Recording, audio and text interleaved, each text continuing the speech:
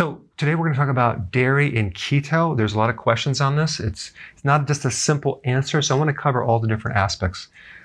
You have, first of all, the carb content in different types of dairy.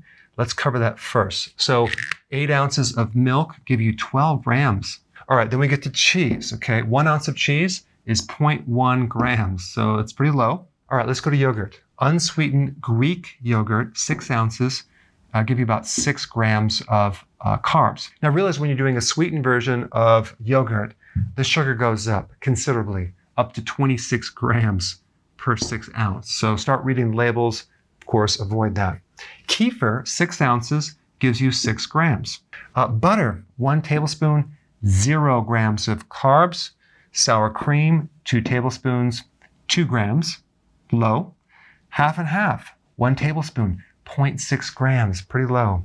And then whole cream, like in whipping cream, that's 0 for 1 tablespoon. So this would be good to put in your coffee. You can still use this, it's pretty low. Now, the other problem is the quality of dairy. Is it organic? If it's not, those cows could be fed grains, which are GMO, and that could be a problem. All right, grass-fed, much higher quality. Now, if something is organic and it's not grass-fed, that means that those cows are consuming grains that are not GMO. So you may not have the levels of healthy omega-3 fatty acids, but at least it's non-GMO grains. Ideally, it'd be great to consume dairy that is organic and grass-fed. Now, the other problem with dairy is that dairy has growth factors. So, for example, if you're a guy and you have a prostate problem where it's enlarging, you wouldn't want to do dairy because it could potentially make things worse.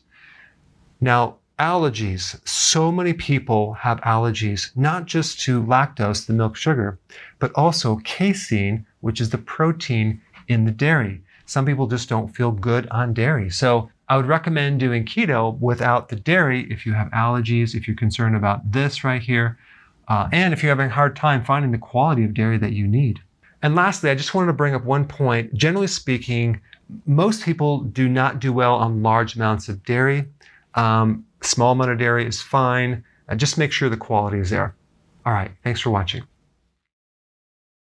Hey, if you're liking this content, please subscribe now, and I will actually keep you updated on future videos.